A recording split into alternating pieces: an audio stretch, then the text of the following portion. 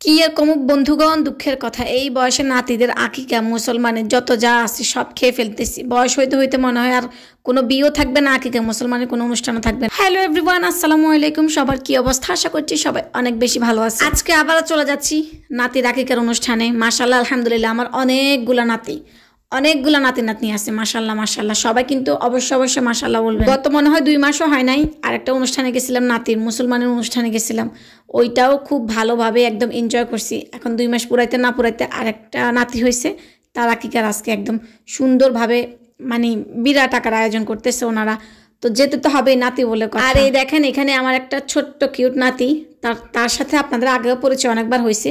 এখন আবার দেখেন, উনি আমার ছাড়া কিচ্ছু বুঝে না, যেখানেই যাবে আমার খুঁজে খুঁজে সে পাবে, আর আমিও যেখানেই যাই তাকে আমি খুঁজে খুঁজে নিই। মাশাল্লাহ মাশাল্লাহ, আমার নাতিটা এত পরিমাণে কিউট। এইদিকে আমার আম্মাজানের বলছিলাম একটু তাকাইতে, আম্মাজানের স্টাইল দেখে একদম দীপিকা পাডুকোনের মতো স্টাইল দিতেছে। ও ছোট বয়সে এত পরিমাণে সুন্দরভাবে স্টাইল করতে পারে, আমি তো পুরাই অবাক। যতবার ওর স্টাইলগুলো দেখি ততবারই আমি মুগ্ধ হই।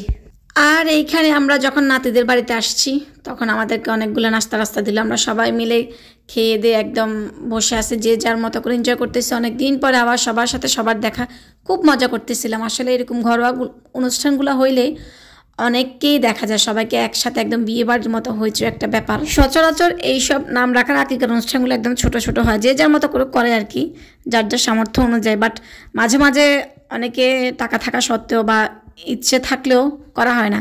আমার মনে হয় যে করাটাই বেটার। হ্যাঁ, কখন একটা বিয়ে হবে 1 বছর 2 বছর 5 বছর, এরকম একটু বিয়ে আকার একটু বড়সড় করে অনুষ্ঠান করলে বেশ ভালোই লাগে।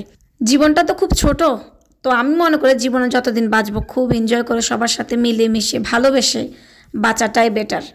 এইদিকে আমার আব্বাজানেরা মসজিদ থেকে এসে বসে আছে, ওরা এখনো সিট পাইতেছে না, খাবারের জন্য ওয়েট করতেছে আর কি বাইরে। তো আমি ওদের সাথে একটু মজা করতেছিলাম, ভিডিও করতেছি। ওরা আমাকে অনেকগুলো ভিডিও করে দিছে, অনেক মজা। ওদের বাড়িতে যাই বা ওরা আমার কাছে আসে, আমি সবসময় চেষ্টা করি ওদের মতো করে ওদের সাথে ট্রিট করার জন্য। মানে ওরাও ছোট, আমি ওদের মনে, আমি ওদের সাথে একদম সেম টু সেম ছোট হয়ে থাকতে চাই, ওদের সাথে সে ভালোবেসে।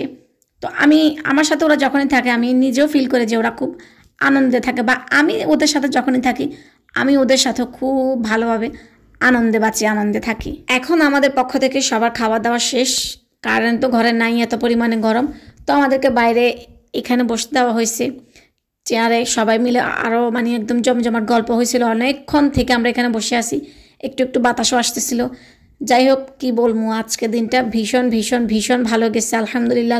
এইদিকে আমার বোনরা দেখতেছি অনেকগুলো আংটি পরে আছে, ওদের অনেকগুলো আরও আছে কিন্তু ওইগুলা পরে না, এই জন্য ওদের সাথে একটু দুষ্টামি করতেছি, ওদের হাতগুলো একটু দেখাইতেছি, শো অফ করতেছি আর কি। এখন চলে যাচ্ছি, আবার আমাদের গাড়ি চলে আসছে, যে যার মতো করে এখন আবার আগের জীবনে নিজেদের গন্তব্যস্থানে পৌঁছাতে হবে।